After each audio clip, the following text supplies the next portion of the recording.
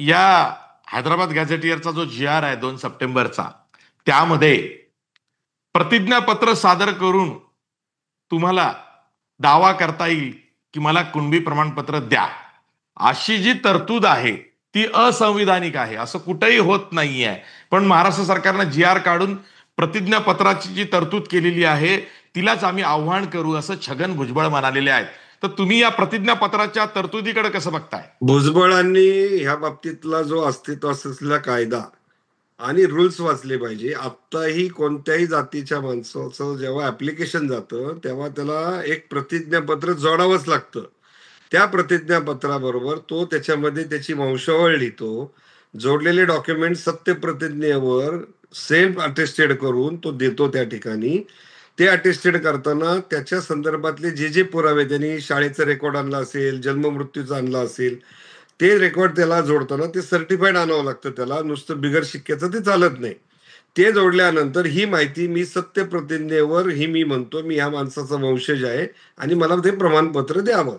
आता ह्याच्यामध्ये जर त्यांनी खोटी माहिती दिली आणि ती हम्म. खोटी माहिती जर उद्या पुराव्यानिशी सिद्ध झाली तर त्याच्यावर गुन्हा दाखल करण्याची सुद्धा तरतूद या कायद्यामध्ये आधीच आहे.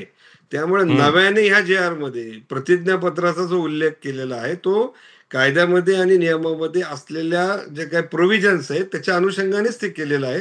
त्याच्यात नवीन काही केलेलं नाही. शेवटचा प्रश्न विचारतो की ऑलरेडी या 2 सप्टेंबरच्या जी आरच्या विरोधात 4-5 याचिका या मुंबई हायकोर्टामध्ये दाखल झालेल्या आहेत आणि अनेकांना असं वाटतं की आता हा जी आर रद्द होऊ शकतो. काहींचा दावा आहे की तो रद्द होऊ शकत नाही. तुमचं स्वतःचं मत काय? मुळामध्ये ह्या जी आरच्या प्रमाणे ज्यांची पूर्वाश्रमीची नोंद मराठा आहे आणि आजही मराठा आहे त्यांना कुणबी प्रमाणपत्र देणार आहेत का? तर माझं इंटरप्रिटेशन आहे की ते देणार नाहीत. आणि ज्यांची पूर्वीची नोंद कुणबी आहे, मधल्या काळामध्ये मराठा झाली, तर त्यांना कुणबी प्रमाणपत्र मिळू शकतं का? तर मिळू शकतं. त्याच्यामध्ये कोणती पण अडचण नाही. पण त्याला विथ रेव्हेन्यू रेकॉर्ड आणि त्याची वंशावळ आणि नातेसंबंध हे सगळे स्पष्ट करावे लागतील. हा दुसरा मुद्दा आहे. तिसरं जे सरकार जे आज सांगते की आम्ही फार मोठं असं काहीतरी दिलेलं आहे, हे मराठ्यांना सांगते आणि ओबीसींना सांगते की तुमच्या खिशातलं काहीच गेलेलं नाही. हे दोघांनाही अर्धसत्य सांगतायत. आणि मग त्याच्यामुळं काय झालंय की लोकांमध्ये प्रचंड संभ्रम झालेला आहे.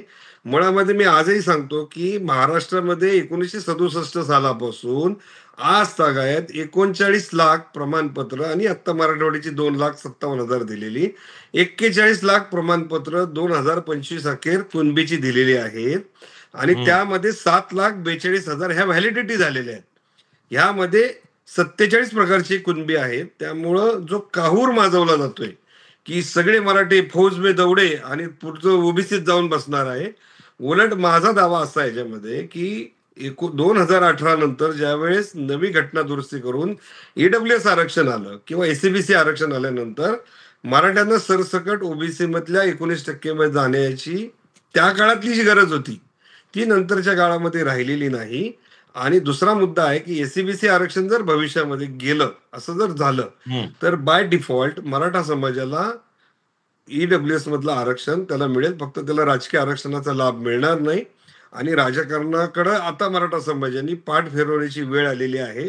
कारण राजकारणापायी आज एक बघा आत्महत्या झाली, आता ते वेगळ्या संदर्भाने झाली. हम्म. ग्रामपंचायत, जिल्हा परिषद, महानगरपालिकांचं जे राजकारण आहे ते पूर्वीसारखं कर्तृत्वावर राहिलेलं नाही. त्याच्यात पैशाचा अमाप वापर झालेला आहे.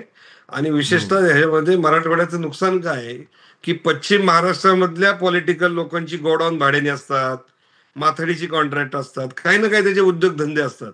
हो. मराठवाड्यामध्ये औद्योगिक विकास नसल्यामुळं शेती व्यतिरिक्त त्याच्याकडे उत्पन्न नाही. त्यामुळं त्याला राजकारणात टिकायचं असेल तर शेवट जमिनी घालवायला लागतील, अशी परिस्थिती हम्म. होईल. त्यामुळं स्थानिक स्वराज्य संस्थांच्या राजकारणात पडण्यापेक्षा उद्योजकतेचा कळस आपल्याला जर पुढे न्यायचा असेल तर त्या दृष्टीतनं हा जी आर आणि आत्ताच्या आरक्षणाच्या भूमीकडे बघितलं पाहिजे.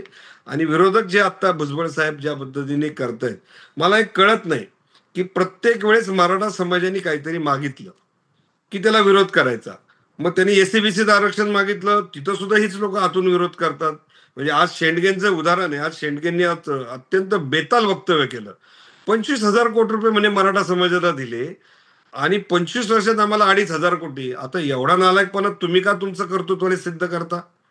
माझ्याकडे आता रेकॉर्ड आहे 37,000 कोटी रुपये हे ओबीसी डिपार्टमेंटला दिलेले आहेत. माझ्याकडे आता आकडेवारी आहे. आणि जर शेंडगे राजकीय पार्श्वभूमीचे असतील तर विधिमंडळाची गेल्या 15 वर्षातली प्रकाशनं पब्लिश केलेली बघा. त्यामुळं मराठा समाजाला कारण नसताना ह्या 2-4 महिन्यामध्ये मी बघतोय टार्गेट केलं जाते. आणि हे टार्गेट करताना ह्याच्यामध्ये एक पॉलिसी यांची ठरलेली की यांनी अधिकचं काय मागू नये, अधिकची पुढची पावलं टाकू नये, म्हणून त्याला सेटबॅक देण्यासाठी ही मुवमेंट केली जाते. आणि दुर्दैवाने मराठा समाजातले काही घटक हे कारण नसताना ओबीसी विरोधी भूमिका घेतात. माझं मत आहे आजचे जेवढे ओबीसी नेते आहेत त्यांच्या पाठीमागं समाज नाहीये. त्यामुळं ओबीसीतला जो सदन किंवा सक्षम किंवा सजग नागरिक आहे तो या आंदोलनाकडे मराठ्यांच्या पॉझिटिव्हली बघतोय. त्यामुळं गावागावातला जो सामाजिक संवादाचा भाग आहे तो जपण्यासाठी मराठ्यांनी आणि ओबीसींनी संघर्ष करण्याची आवश्यकता नाही. तात्विक मतभेद होत राहतील, एकमेकांच्या आरक्षणाला विरोध केला जाईल, परंतु मन तुटतील कायमची अशा प्रकारचं वक्तृत्व करणाऱ्या लोकांना दोन्ही समाजातल्या थारा देता कामा नये असं माझं वैयक्तिक मत आहे. Yes, thank you very much Rajendra Kondare. आज आपण महाराष्ट्रातल्या आरक्षणाची बाराखडी समजून घेतलेली आहे आणि तुम्ही खूप चांगल्या पद्धतीने अगदी सहज सोप्या भाषेत ती समजावलेली आहे. धन्यवाद.